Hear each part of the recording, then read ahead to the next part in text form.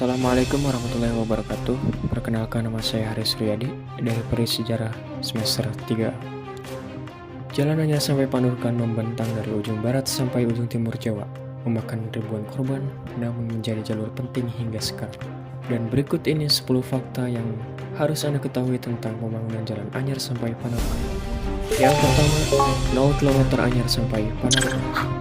Di sekitar mercusuar Anyar yang terletak di Desa Tambang Ayam, Kecamatan Anyar, Serang, Banten, terdapat tapal yang menandai titik awal pembangunan Jalan Anyar sampai Panurkan.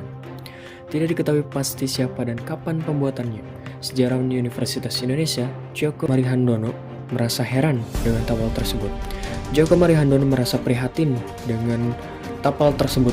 Pasalnya, tahun yang tertera dalam tapal tersebut dianggap kurang tepat oleh Djoko Marihandono. Pada tapal persegi 4 tersebut tertulis 0 km Anyar sampai Panurkan 1806 AKL. Padahal Dendles baru mendarat di Anyar pada 5 Januari 1808. Dari Anyar ke Batavia, Dendles menempuh perjalanan selama 4 hari pada musim hujan. Jalan-jalan itu tidak layak dilewati, sementara jalur laut tidak mungkin dilaluinya karena ancaman armada Inggris yang sudah mengepung Pulau Jawa. Rute Jalan Anyar sampai Batavia sudah ada sebelumnya, sehingga Dendles hanya memerintahkan untuk memperkeras dan memperlebarnya. Setelah diperkeras dan dilebarkan, Anyar Batavia dapat ditempuh dalam waktu hanya 1 hari. Yang kedua, kepentingan ekonomi lalu militer. Bukan kebetulan bila Dendles memerintahkan pembangunan Jalan Anyar sampai Batavia sebagai prioritas utama. Dengan adanya jalan ini secara teoritis, tentaranya akan segera dapat didatangkan dari Batavia bila Inggris menyerang.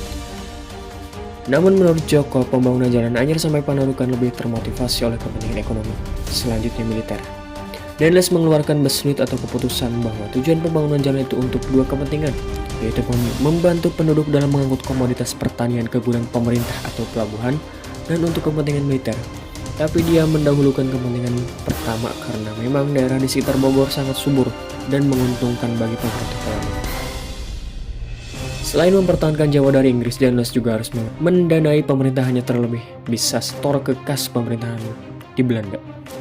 Dan komoditas andalannya adalah kopi yang ditanam di Priangan. Dendles memang berhasil mengamankan jalur hubungan antara Bogor dan Batavia sebagai pelabuhan produk-produk ekspor. Setelah Inggris memblokade jalur ke pelabuhan Batavia, dia mencari alternatif pelabuhan lain, yaitu di Cirebon dan Tegal. Namun pengangkutan kopi dari Bogor melewati Batavia menuju Cirebon terkendala pemberontakan Bagus Rangin yang berkobar di Cirebon karena penetrasi ekonomi Tionghoa dan pembuangan Sultan Kanoman oleh VOC.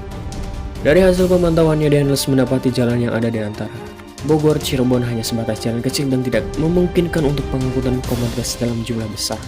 Dia kemudian menugaskan komandan pasukan Zeni Kolonel Van Lotzow untuk melakukan pemetaan jalur Bogor Cirebon. Hasilnya, jalur pembangunan Bogor Cirebon yang akan ditempuh adalah Cisarua Cianjur, Cianjur Raja Mandala Bandung, Bandung Parakan Muncang Sumedang, dan Sumedang Karangsembung. Yang ketiga, kerja upah.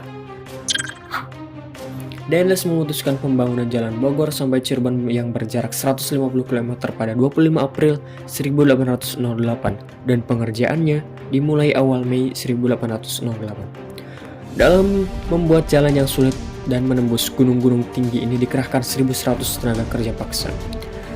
Menurut Djoko, pekerjaan pembuatan jalan raya Bogor sampai Cirebon dilakukan atas dasar kerja upah karena Direktur Jenderal Keuangan Van Eysseldijk menyiapkan dana untuk pekerja dan mandor, peralatan, dan konsumsi atau ransum. Untuk membangun jalan dari Cisarua, Bogor sampai Cirebon, Dendles menyediakan dana sebanyak Rp30.000 ditambah dengan uang kertas yang begitu besar, kata Djoko Marihandono. Pemberian upah didasarkan pada beratnya lokasi yang ditempuh seperti batuan padas, hutan lebat, lereng bukit atau gunung, keterjalan lokasi, dan sebagainya. Rinciannya antara lain rute Cisarua Cianjur, masing-masing orang mendapatkan Rp10 perak per bulan. Kemudian Cianjur Raja Mandala Rp4 perak per bulan, Raja Mandala Bandung Rp6 perak per bulan, Bandung Parakan Muncang Rp1 perak per bulan, Parakan Muncang Sumedang Rp5 perak per bulan, dan Sumedang Karangsembung Rp4 perak per bulan. Selain upah, para pekerja juga mendapatkan beras dan garam. Sistem pembayarannya adalah pemerintah memberikan dana kepada para prefek atau jabatan setingkat residen, lalu diberikan kepada para bupati, dan catatan itu ada. Sedangkan dari bupati ke para pekerja, sampai saat ini belum ada buktinya. Kemungkinan ada akan tetapi sampai saat ini belum ditemukan.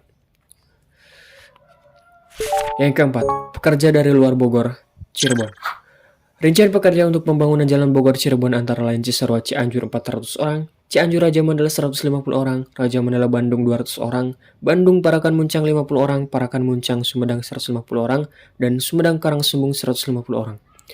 Perbedaan jumlah pekerja tersebut disesuaikan dengan panjangnya jalan dan beratnya medan. Sebagian besar para pekerja tersebut dikerahkan dari luar daerah Bogor sampai Cirebon, terutama dari Jawa, karena penduduk sekitar sudah diberikan tugas untuk meningkatkan produksi kopi, kata Joko Marihandono. Denles menaruh perhatian besar terhadap kopi sampai-sampai dia mengangkat Inspektur Jenderal Khusus Tanam Kopi yang dijabat oleh von Winkelmann. Selain kopi, dia juga memperhatikan padi, kendati bukan komoditas ekspor, padi sangat diperlukan untuk menjamin pasokan pangan bagi masyarakat, terutama di kota-kota besar seperti Batavia dan Surabaya. Yang kelima, di bawah pimpinan militer. Mulanya proyek Jalan Bogor Cirebon ini akan diserahkan kepada Komisaris Urusan Pribumi, namun Denles menyadari medannya tidak mungkin bisa ditangani oleh pekerja biasa. Peralatan yang dibawa para kuli tidak memadai, terlebih banyak batuan padas di lereng-lereng bukit sehingga tidak mungkin bisa dihancurkan dengan peralatan pertukangan. Selain itu, para pekerja juga terancam binatang buas. Oleh karena itu, Denles memutuskan proyek ini akan ditangani oleh militer dengan penanggung jawab Kolonel von Lutzow. Komandan Zeni ini bertanggung jawab menyediakan peralatan dan persenjataan berat seperti meriam untuk meruntuhkan batuan-batuan padas maupun alat pengangkutnya. Yang keenam, dimulainya kerja wajib. Setibanya di Karangsembung timbul persoalan selain dana habis untuk membayar pekerja maupun untuk perbaikan dan perawatan jalan. Sebagian dari tanah-tanah di sekitar Karangsembungnya akan dijadikan jalan milik Sultan Cirebon. Denles kemudian menekan Sultan agar menyerahkan tanahnya demi kepentingan pembangunan jalan. Sultan membebaskan tanahnya karena Denles menjanjikan jalan itu bisa digunakan untuk mengangkut kopi yang juga memberikan pemasukan kepada Sultan. Namun Residen Cirebon sendiri juga mengajukan permohonan agar pekerjaan diteruskan melewati karesidenannya. Selanjutnya demikian pula halnya dengan Residen Pekalongan dan jalan raya pos pun semakin panjang. Untuk menyiasati kehabisan dana, Denles mengumpulkan semua penguasa pribumi termasuk para bupati di Jawa Tengah dan Jawa Timur di rumah residen Semarang. Dia menyampaikan maksudnya untuk melanjutkan pembangunan jalan raya dari Cirebon sampai Surabaya. Denles meminta kepada mereka agar menyediakan tenaga kerja dengan menggunakan sistem kerja yang berlaku pada masyarakat yaitu Herendiensten, kerja wajib untuk raja. Prinsip kerja wajib itu karena penduduk menepati tanah milik raja, maka wajib hukumnya untuk memberikan upeti kepada raja. Ini dipakai oleh Denles untuk memerintahkan para bupati agar mengerahkan penduduknya untuk bekerja. Yang ketujuh, mengapa ke Panarukan? Ketika berkunjung ke Surabaya pada awal Agustus 1868, Denles melihat bahwa jalan dari Surabaya perlu diperpanjang ke timur. Tujuannya bahwa wilayah ujung timur atau Oostuk merupakan daerah yang potensial bagi produk tanaman tropis selain kopi, seperti gula dan nila. Di samping itu, ada kemungkinan perairan di sekitar Selat Madura memberikan peluang bagi pendaratan pasukan Inggris. Untuk itu, dia memerintahkan F. Rottenbuchler, pemegang kuasa Gesagber ujung timur sebagai penanggung jawab pembangunan jalan Surabaya sampai ujung timur yang dimulai pada September 1808.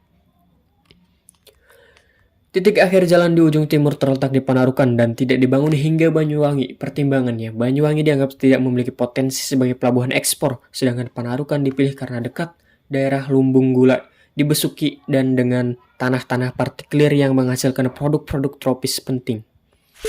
Yang kedelapan, tonggak atau pal. Denles telah memerintahkan pembangunan jalan dari ujung barat Anyer sampai ujung timur Panarukan yang jaraknya mencapai 600 pal atau satu pal setara dengan 1,5 km atau hampir 1000 km. Direncanakan jalan ini mencapai lebar 2 rod. Satu rod sama dengan 3,767 meter persegi atau jika medan memungkinkan lebarnya 7,5 meter. Setiap 400 rod harus dibuat satu tonggak atau pal. Jalan-jalan yang sudah selesai diberi tanda dengan ukuran pal, makanya di daerah-daerah yang dilewati jalan ini kebanyakan namanya berawalan pal, seperti pal merah, pal meriam, dan pal si gunung. Yang kesembilan, peraturan jalan raya pos. Setelah Jalan Anyer sampai Panurkan selesai, Denles mengeluarkan 3 peraturan terkait pengaturan dan pengelolaan jalan raya ini. Peraturan pertama dikeluarkan pada 12 Desember 1809, berisi aturan umum pemanfaatan jalan raya, pengaturan pos surat dan pengelolaannya, penginapan, dan segala sesuatu yang berhubungan dengan kereta pos, komisaris pos, dinas pos, dan jalan. Peraturan kedua keluar pada 16 Mei 1810 tentang penyempurnaan jalan pos dan pengaturan tenaga pengangkut pos beserta gerobaknya.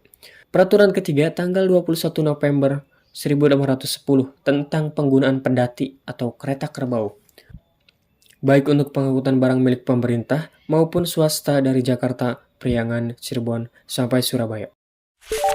Yang ke-10, genosida Denles. Pembangunan Jalan Anyer sampai Panorokan hingga kini masih menjadi perdebatan. Di satu pihak, pembangunan jalan raya pos itu sangat dipuji, tetapi di lain pihak juga dicaci karena mengorbankan banyak nyawa manusia. Pembangunan Jalan Anyer sampai Panorokan adalah salah satu genosida dalam sejarah kolonialisme di Indonesia. Menurut sumber Inggris, hanya beberapa tahun setelah kejadian Jalan Raya Pos memakan korban 12.000 orang. Tulis Pram.